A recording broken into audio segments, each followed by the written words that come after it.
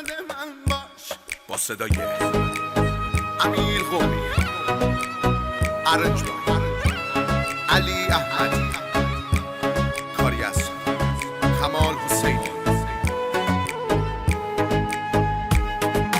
مال خود من باش، لطفو بسپار به دلم، قلبمو میدم جاش. بدجوری میخوامت غیر من، هر کی که گفت دوست دارم گوش نده به حرفاش. مال خود من باش، مال خود من، مال خود من باش. سفید شدن طارم‌ها، دیدی خراب شدن آرزوها. خندیدی غمت چی کار کرده با ما، غمت چی کار کرده با ما. چقدر به هم می اومدی، به قلبم ضربه محکمی زدی. ای بابا چی شد یهو به هم زدی،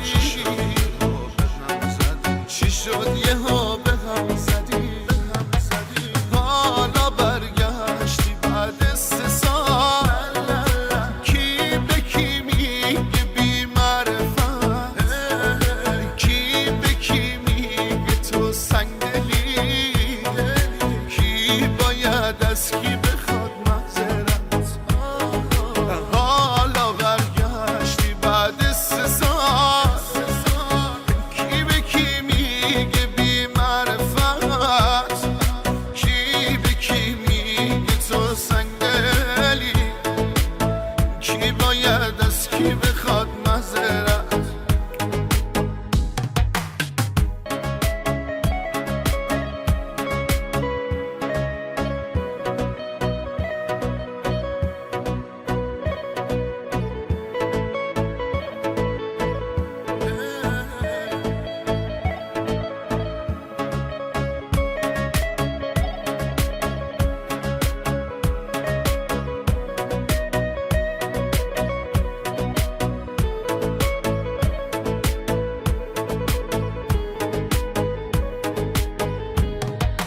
دلبر نازم بیا که من جلو همه بهت بنازم.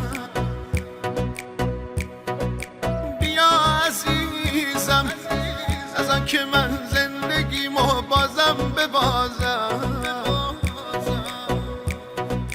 دلبر نازم، دلبر نازم، جوونیمو ازم گرفت وقتی دستای عشقمو گرفت.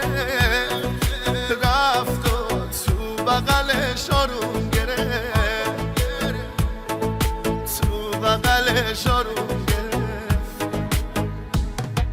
چقدر به هم می اومدیم، به قلبم ضربه محکمی زدی.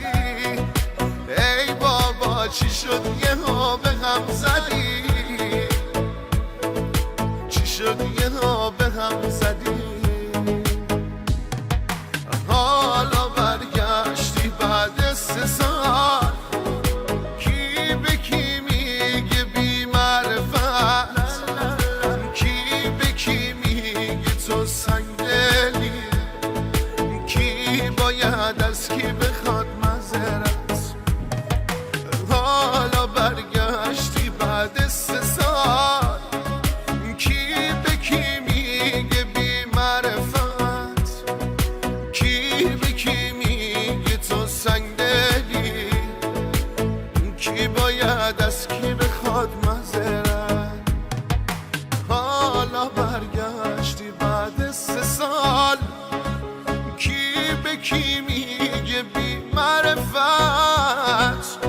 کی به کی میگه تو سنگدلی، کی باید از کی بخواد معذرت. تقدیم به شاهین حسینی. civilmusic.com